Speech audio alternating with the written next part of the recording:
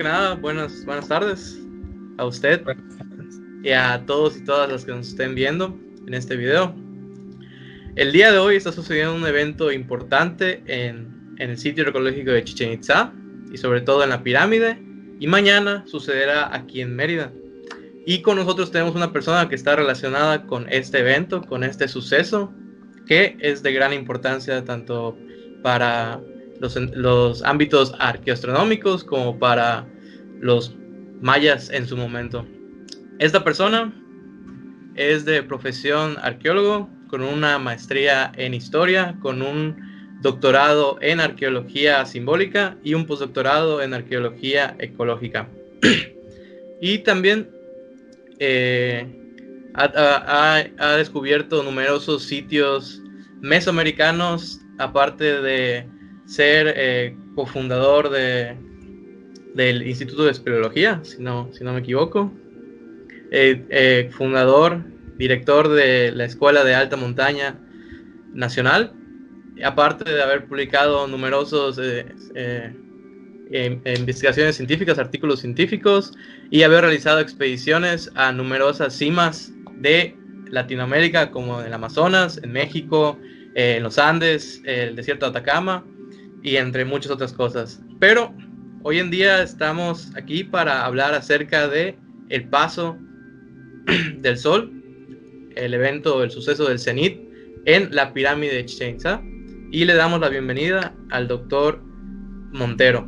Muchas gracias por estar aquí con nosotros y le damos la bienvenida a esta entrevista por videollamada. ¿Cómo está usted? Hola, muy bien, buenas tardes, porque para ti son la 1:03 p.m, aunque Exactamente. la realidad astronómicamente para ustedes serán como las 2:30. Tal vez no tengo bien el cálculo, pero bueno, ya al final de cuentas ya es tarde, el paso cenital ya pasó en Chichén Itzá, pero mañana será en la ciudad de Mérida, así que hoy podemos platicar de lo que pasó en Chichén Itzá, y mañana las personas que nos hacen favor de su atención pues podrán presenciarlo, como les vamos a decir en un momento cómo hacerlo, para que mañana sean testigos de este fenómeno astronómico que solamente sucede en una región de nuestro planeta. Exactamente. Muy bien. Me gustaría comenzar un poquito hablando acerca de Chichén Itzá, si le parece. Me gustaría preguntarle a usted cuáles son las primeras 3 ideas, 3 palabras, 3 sentimientos que se le viene a la mente cuando usted escucha la palabra Chichén Itzá. Bueno, a mí lo que me viene primero es civilización. Es fruto de una civilización compleja, de una organización especializada en la división del trabajo y en la organización social. Por lo tanto, lo primero que me viene es una civilización. Sería la primera palabra, civilización. La segunda es erudición. Por lo general, lastimosamente, siempre pensamos en México como pueblos mágicos o la magia del pasado. No es magia, es ciencia, es erudición, es geometría, es matemáticas. Entonces, lo que vamos a ver en Chichén Itzá es justamente la erudición de las matemáticas, la erudición de la geometría expresada en la arquitectura. Y la tercera que me viene es que es una urbe cosmopolita.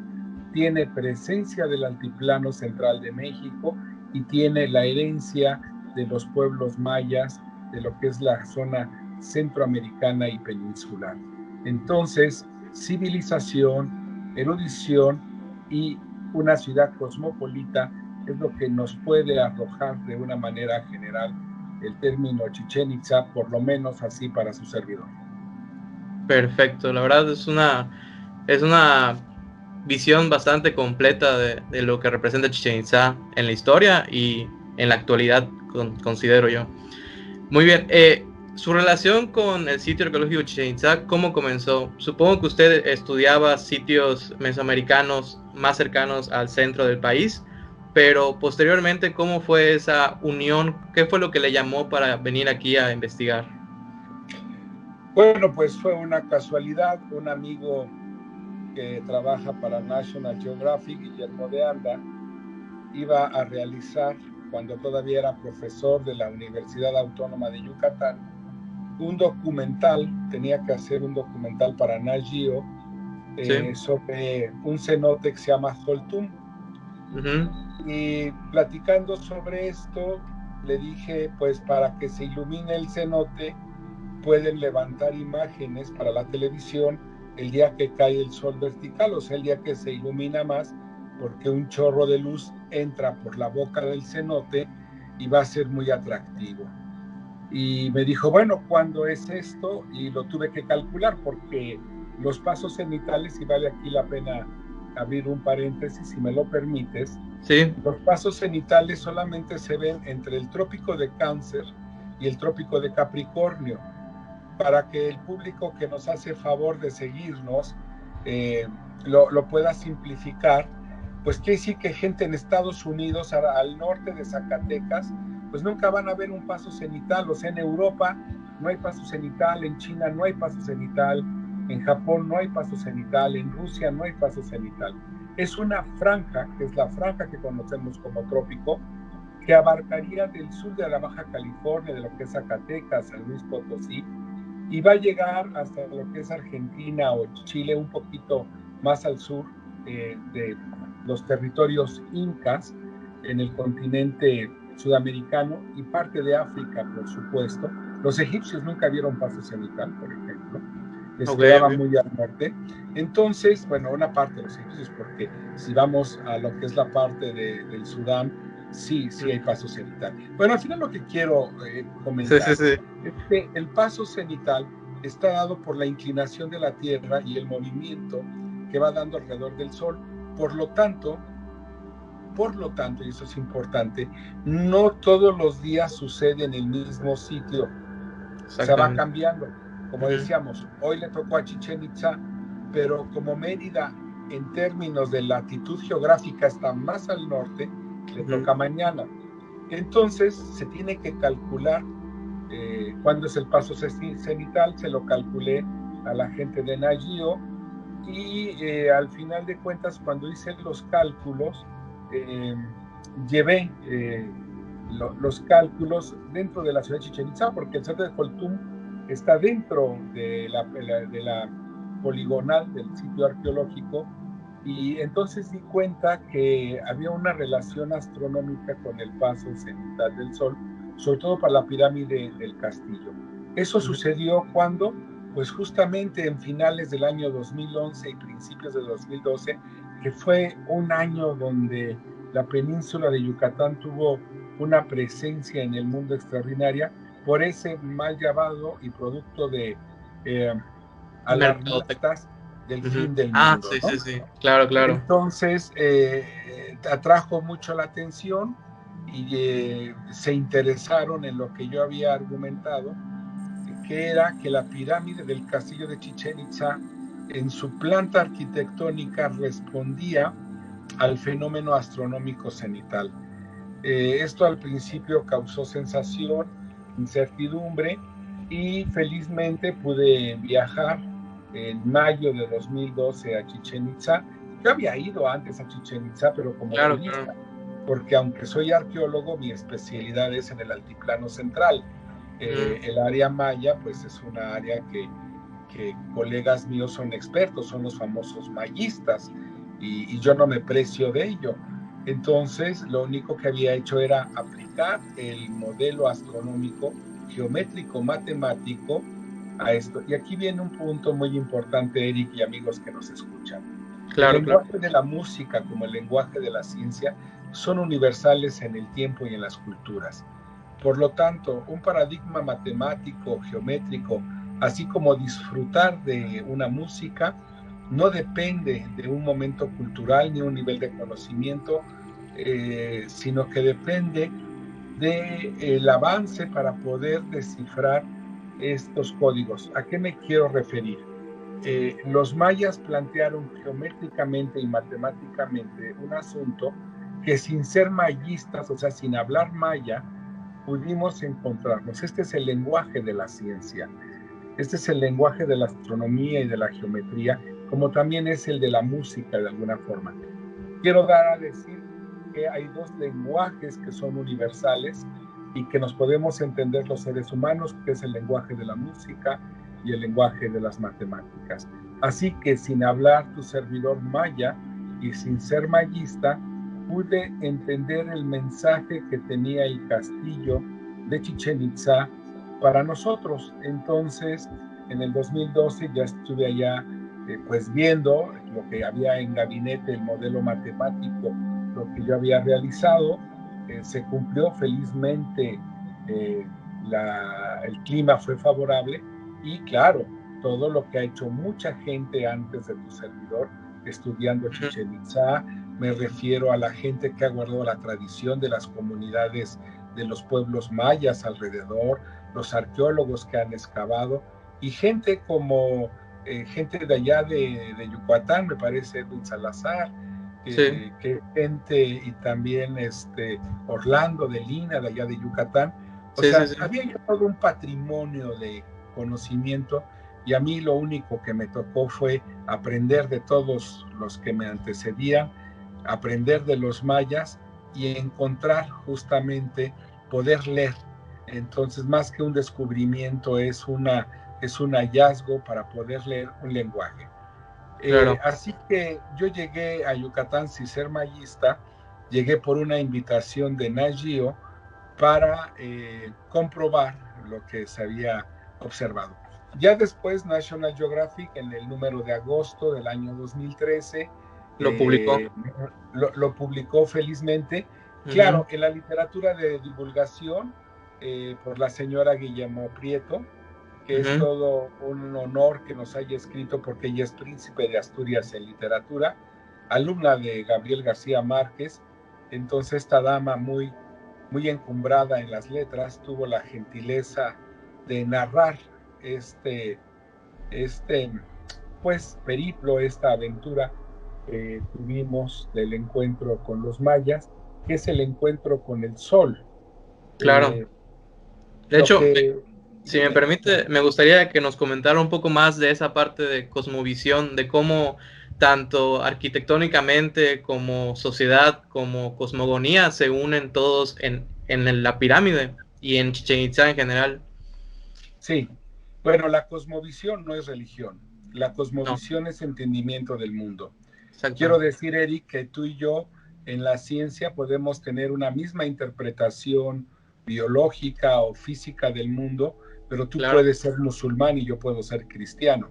Y O no sea, debe la haber problema. cosmovisión no es religión, la cosmovisión es interpretación y conocimiento del mundo. Así que ahora que vamos a hablar de este tema, no tocaremos el aspecto teológico o religioso de la antigüedad, sino únicamente el cosmovisión que tiene que ver con la interpretación que se hace a partir del conocimiento del mundo. Vamos a Claro. imaginar un ejercicio para poderlo ejemplificar de una manera más clara. Eric, ¿cómo sabemos qué día es hoy? Pues porque nos lo dice un Con el calendario, ¿no? calendario. Sí, sí, sí. Pero ¿cómo calibramos un calendario? Mira, vamos a ponerlo como en muchas ocasiones yo lo explico cuando hablo de este tema. Vivimos en el año 2020, de la era cristiana, pero entonces empezamos a contar con el nacimiento de Cristo, pero Cristo nace el 25 de diciembre, entonces ¿por qué empiezo el 1 de enero? Mm, Y luego ya nos dimos cuenta que pues no nació hace 2020, sino que tuvo que ver con un fenómeno astronómico que si quieres un día lo platicamos, claro, o te claro. mando la liga, hicimos un programa sobre eso para TV Educativa hace unos meses. ¿Cuándo es la fecha de nacimiento de Cristo? Bueno, entonces todo esto tiene que ver que tenemos un calendario pues un poco complicado, ¿no? Tenemos un febrero de 28 días, tenemos que 2 semanas son 14, pero decimos quincena, dicen que 4 semanas hacen un mes, pero jamás es cierto, porque 7 por 4 es 28. Esto nos lleva a darnos cuenta que el calendario es algo muy subjetivo, es una norma social que sirve para organizarnos. Sí, Pero, ¿qué pasa si somos una civilización que queremos amarrarnos astronómicamente al tiempo de una manera exacta? Y por eso es esta erudición maya. ¿A qué me quiero referir? El paso cenital es un fenómeno que nos permite fijar con suma claridad qué momento estamos viviendo. He mandado a tu redacción unos videos y espero Sí, que pudieran ilustrar uno de ellos, claro que donde sí. se ve cómo reflejamos de un techo en el piso, ponemos un espejo y la luz refleja el techo, que es lo que pasó en Holtum con el espejo de agua en el cenote. Y Exactamente. justamente el haz de luz cuando toca con la claraboya nos marca un momento específico. Digamos que son esas las manecillas del reloj que me dicen qué tiempo estoy viviendo. Así que lo que se logra con la calibración del paso cenital es poder saber exactamente en qué momento estoy viviendo. Por eso es muy famoso que algunos dicen, no, es que el calendario prehispánico de Mesoamérica era muy exacto. Pues es que es muy exacto porque lo calibran con el sol. En tanto, los cristianos, cuando llegan, por ejemplo, los conquistadores europeos a este continente, traían un error de 10 días del calendario, es el famoso calendario juliano que después el Papa, su Santidad Gregorio XIII, va a tener que cambiar en el siglo XVI Para ajustarlo, sí. para ajustarlo porque estaban desfasados. Un poquito. Entonces, ¿qué? Sí, 10 días de error, se dice fácil, pero Pero cuando es tienes mucho. que, hacer cuando tienes que festejar la Pascua, pues se te va, porque Exactamente. Y de hecho, si me permite agregar, aparte de usar el sol, los mayas igual usaban a las estrellas y pues constelaciones para decidir y saber cuándo era tiempo, ya sea de las lluvias, ya sea tiempo de sembrar, ya sea tiempo de cosechar. Así que en general era pues un estudio muy preciso del cielo para poder saber en qué momentos hallaban de su tiempo. sí, justamente es la interpretación de Venus, la interpretación de las De Pléyades, las Pléyades, exactamente. y todo esto lleva a una interpretación. ¿Por qué? El terreno de Yucatán, y ustedes lo conocen muy bien, pues agrícolamente no es lo mejor. No, Hay mucha piedra, mucha caliza, sí. y el agua es subterránea, así que la labor agrícola para mantener civilizaciones complejas tiene que estar muy bien calibrada al clima, porque son cultivos de temporal. Esto obliga a tener calendarios muy certeros para saber si la época de lluvias viene atrasada o adelantada y poder tener estrategias agrícolas.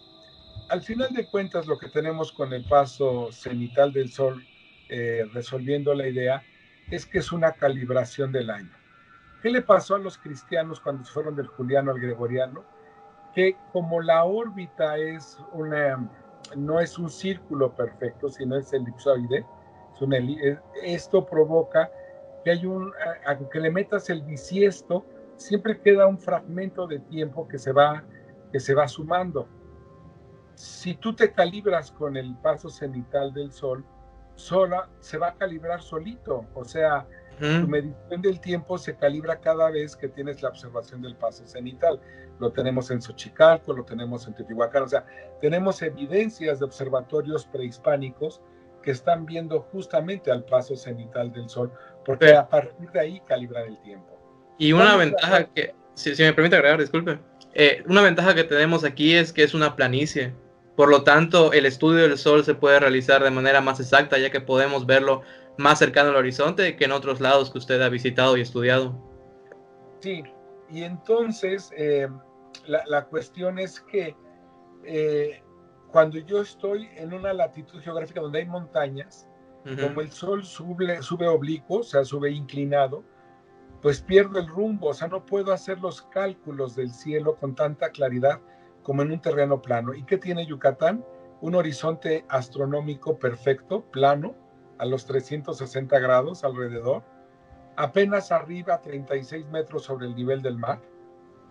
Entonces, esto permite tener un estudio del cielo extraordinario, pero lo interesante es que los mayas, cuando lo plantean geométricamente en la pirámide del castillo de Chichen Itza, crean un alineamiento del edificio que si lo hubieran puesto 20 kilómetros al norte o 20 kilómetros al sur, la Mm. geometría sagrada no hubiera entrado. Para no distraer la atención del público, tenemos ahí un par de ligas de las publicaciones que tenemos al respecto. Claro. Quien así lo quiera podrá ver, ya te mandamos las ligas, podrán ver toda esta cuestión geométrica. Lo que quiero decir es que por el rumbo que sale el sol, por el rumbo en el horizonte que sale el sol, el vértice de la pirámide lo señala. Y donde se oculta, da las escalinatas poniente de la pirámide. Quiere decir que el ángulo de entrada al amanecer y el ángulo de salida al oscurecer, como tú bien lo dices, por estar en un terreno plano, el ángulo es igual de entrada que de salida, que es de 22,5 grados. Teniendo los dos ángulos iguales, la pirámide puede ser hecha como un cuadrado perfecto. Así que el principio geométrico de un horizonte circular a tu alrededor, que es el círculo, y el cuadrado perfecto que te da la pirámide, es un planteamiento geométrico que lo vamos a ver desde Grecia y desde Egipto y por supuesto en los chinos, que es justamente esta relación del cuadrado y el círculo. Además, la unidad de medida es una unidad lineal que tiene que ver con el calendario. Quiere decir que la pirámide del castillo guarda en su orientación, en sus proporciones y en las unidades de medida, tanto de longitud como angulares, valores matemáticos prehispánicos que van a ser múltiplos del calendario. Vamos a ver lo más sencillo. Tiene por cada lado 91 escalones, ¿verdad? Y sabemos que son 4 escalinatas, son 364. Pero ahora yo les voy a pedir a mis amigos que no se vayan con lo ya dicho, que dicen, y el último escaloncito me da los 365. Está bien, se los compramos, pero ¿qué les parece si pensamos que una lunación es de 28 días? Sí. Y pensamos en 13 lunaciones que forman un año. Son 364. Entonces empieza a resultar interesante todas las posibilidades matemáticas. El castillo de Chichén Itzá, al igual que el caracol, van a resumir en la arquitectura, van a guardar en la arquitectura de los edificios proporciones, orientaciones y diseños que van a estar acorde a ciertos números de constantes matemáticas calendáricas que los mayas expresan ahí, y entonces sí lo van a sacralizar o lo van a hacer sacro en un discurso teológico, pero parten de un conocimiento de la realidad y de una abstracción. Entonces, tal vez Chichén Itzá, junto con el caracol, con los dos edificios pues más conocidos que son el caracol y el castillo, se convierten en un ejemplo de erudición ancestral expresada arquitectónicamente. Pero esto lo ha hecho la humanidad siempre. Las iglesias, por ejemplo, cristianas de la antigüedad, las muy, muy antiguas, estaban orientadas al equinoccio. Así también las pirámides de Egipto y los templos en China. ¿Qué es lo que hacemos los seres humanos, las civilizaciones, cuando nos orientamos al cielo, nuestras urbes? Cuando damos una razón, aliviar el caos. El caos de la existencia, el caos social, es sobrepuesto al orden de los astros que se expresan con suma exactitud. ¿Por qué, Eric? Porque lo biológico es relativo. ¿Cuánto tarda un ser en nacer, la gestación? Pues no puedes decir que una gestación, por ejemplo, de un ser humano es 8 meses, 25 días, 4 horas, 30 segundos, ¿verdad? O sea, pueden ser de 7 meses o a los 9, ¿no? O sea, el tiempo es relativo en los seres vivos. En la biología el tiempo es relativo, pero el tiempo astronómico es absoluto. Entonces tú no puedes decir, pues viene un eclipse, pero pues como que cae como por el día 1 o el 5, ¿no? Y pues como que de la mañanita, ¿no? Te dicen, el eclipse es a tal día, tal hora, con tantos segundos. Como ahora estamos diciendo el paso cenital, ¿no? Por ejemplo, para mañana Mérida. O sea, hay una exactitud. Esto quiere decir que el conocimiento del tiempo absoluto astronómico y el conocimiento del tiempo relativo biológico te permite ordenar el caos que tiene que resolver la sociedad para sobrevivir como civilización. Entonces, concluyendo con este punto, se podría decir que el estudio de la astronomía y luego aplicado hacia la sociedad y hacia un planteamiento teológico ayudó a estas civilizaciones a encontrar un propósito, a encontrar un orden dentro de toda su sociedad, básicamente, ¿no? Una sociedad en desorden es un caos. Exactamente. Y ya lo estamos viendo ahorita, si la gente no es ordenada. Un poquito. Una sociedad compleja, toda sociedad compleja que es civilizada no puede ser anarquista. Tiene que estar controlada frente a las diferencias de los seres humanos. Así que la estructura de un Estado rector expresado a partir del orden que ve en el cielo es siempre un ejercicio que vemos en el pasado. No lo digo que sea para el presente, nuestra civilización es distinta, ya ni siquiera vemos el cielo, ya nadie conoce con la contaminación lumínica y las nubes, es complicado. No, claro, y además ahora nos maneja la ideología, los medios de comunicación, pero en el pasado el orden no estaba a partir de discursos políticos como hoy en día. Sí, también era político en el pasado, pero este discurso se basaba en una armonía, y subrayo la palabra armonía, que se buscaba en la naturaleza, por el cual la clase gobernante que tenía el conocimiento de esto sustentaba la razón de su poder, en tanto eran parte de la interpretación de la armonía que se expresaba en una organización agrícola y tecnológica para tener los excedentes necesarios que toda sociedad requiere para sobrevivir.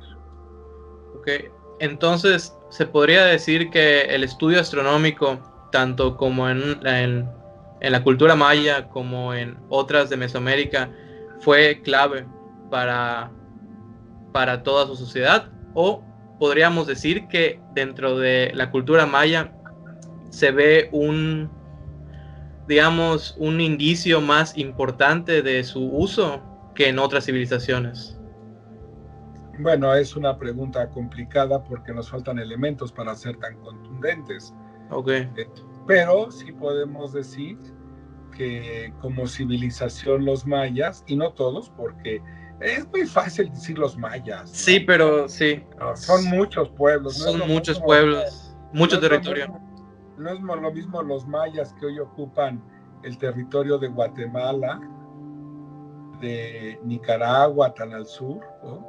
Y los del norte de la península. Y son 2000 años de mayas. Exactamente. ¿No? Con Chichén Itzá estamos hablando del inicio del posclásico, ¿no? Y nada más el norte, ¿no? Exactamente. Sin embargo, tenemos una visión generalizada de los mayas, ¿no? Basándome en esa visión generalizada, sí es una sociedad que, como cada sociedad en la historia de la humanidad, tiene ciertas particularidades que la definen, que la hacen singular frente a otras, ¿no? Entonces, aunque hay un núcleo mesoamericano de todas las culturas, del área que ocupamos desde el norte de México hasta el área centroamericana, hay un patrón que se comparten en todos estos grupos de la antigüedad, y hay particularidades, por supuesto, ¿no? Sí, la particularidad de los mayas es un mayor acercamiento a las cuestiones del tiempo y al cómputo del tiempo que se hacía, pero no es únicamente de ellos. Es algo que define a todas las culturas de México y Centroamérica, esta erudición. Por eso no creo que sea justo seguirlos tratando como pueblos mágicos o asombrarnos. ¡Ay, todo esto hicieron! Son seres inteligentes que proyectaron su conocimiento, y llegar a estos discursos de asombro es porque los tenemos a priori en una situación de desventaja. Hay que quitarse esta visión de desventaja, dignificarlos. Mucho atenta esas ideas de ovnis y de misterios sin resolver. El mayor misterio a resolver es una ecuación o un paradigma en los términos de la existencia, y ahí está de verdad el estudio que invitamos a muchos jóvenes que nos estén escuchando allá en la península de Yucatán. Apenas hemos empezado a entender la ciencia del México antiguo. Y esto es importante. Hay una ciencia en el México antiguo que merece ser analizada. Es la ciencia de la arquitectura, es la ciencia de la geografía, de la medicina, que todavía no hemos conocido en su totalidad y que merecen mucho nuestra atención. El ejemplo está dado en el Caracol, en el Castillo, y no solamente ahí, en Mayapán, en Tulum, por todas partes vemos expresiones de esa erudición. Precisamente eso es algo muy importante que hace la divulgación científica, el invitar a las personas a conocer, pues, de manera científica lo que los rodea. Y sobre todo en este caso que estamos hablando de arqueología y de arqueoastronomía, de conocer nuestro pasado, que pues es realmente nuestro pasado, de ahí venimos. Y pues invitar a estudiar todo esto que pues falta mucho, como usted menciona, y que es importante, ya que es parte de nosotros, y recordar que estas culturas no están muertas, siguen con nosotros conviviendo día a día. Y la cultura maya junto con la náhuatl es de las más habladas y de las que más existen actualmente en el país, si no me equivoco. Así que considero que es muy importante. Y ya por último, me gustaría concluir preguntándole eh, qué descubrimientos considera usted que van a suceder o pueden suceder dentro de la investigación de sitios mesoamericanos en México. Bueno, como es algo que no se ha descubierto, el asombro es que no sabemos, ¿no? Claro, claro, claro. Lo que hay, porque es un enigma, ¿no? De ahí viene la sorpresa. ¿Cuál espero que sean los avances? Espero que sean avances teóricos que nos ayuden. De nada sirve, Eric, que veamos la historia y seamos muy conocedores de las fases y de las fechas, si esa experiencia de la humanidad del pasado no la trasladamos para aprender a vivir nosotros. Te voy a comentar algo brevemente. Ese misterio de que desaparición de los mayas no es ningún misterio, fue una ruptura con el ambiente, o sea, rompieron su nicho ecológico, se pasaron de consumo, ¿no? Y con una gran sequía, por supuesto. Sí. Las lecciones que tenemos en la historia son las que tenemos que recordar para evitar repetir situaciones que han sido nocivas en el desarrollo de la humanidad. Las guerras es una de ellas, y también tenemos el aprovechamiento del ambiente. Así que creo que lo más importante que vamos a conocer del mundo antiguo es entender el patrimonio ambiental que ellos de alguna forma respetaban mucho más que nosotros y que nosotros debemos de empezar a cuestionarnos. Creo que si empezamos a tener una conducta más cuidadosa del gran acuífero, de toda esa agua que está debajo de la península de Yucatán y que se está contaminando por todos los desperdicios que caen, y que esa agua fue sagrada en el pasado y sí, que esa agua promovió civilizaciones, creo sí, que más que tener una arqueología o una historia que nos dé datos muy precisos, creo que hay todo un conocimiento de conducta que debemos de retomar para poder superar los momentos que tenemos. Me parece muy acertado el comentario y concuerdo con usted en la parte del pues el descuido que tenemos hacia los recursos aquí en la península, y pues sí, hay que mirar, hay que estudiar el pasado para aprender a cómo vivir nuestro futuro, consideraría yo. Así Fíjate que sí, me lo ¿qué pasó? permites. Alguna Sí, vez sí, di sí. una conferencia y me hicieron una pregunta como la tuya y les dije, hay cosas tan sencillas de aprender de lo maya que no es más que algo existencial, y me explico.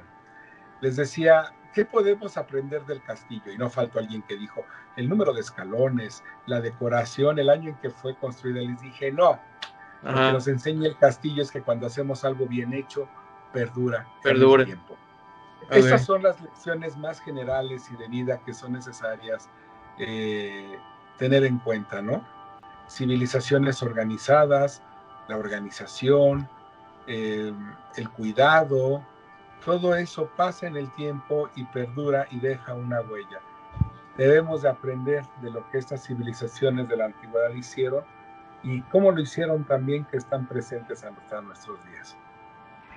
Esa es una pregunta que tenemos que hacernos y esperemos algún día tener una respuesta. Muy bien. Así que pues le agradezco mucho el tiempo que nos ha brindado para responder esas preguntas y para hablar del tema del Cenit y pues todas las vertientes que tiene sobre nuestro estado, nuestra civilización que tenemos ahorita. Y pues sin más que agregar, le agradezco su tiempo, le agradezco el tiempo a los que vieron esta entrevista o la están viendo ahorita, y que les invito a interesarse en la ciencia, a interesarse en investigar sobre nuestro ambiente, sobre nuestro pasado y sobre nuestro presente. Y pues si gusta agregar algo más, adelante, doctor. Pues simplemente un saludo, invitarlos a incrementar la cultura científica y desearles que todos estén bien de salud en estos álgidos momentos que estamos soportando. Claro que sí. Doctor, espero que se encuentre bien y que todo pues transcurra con tranquilidad y que salgamos bien de esto. Gracias, hasta luego, Eric. Hasta luego, muchas gracias, doctor.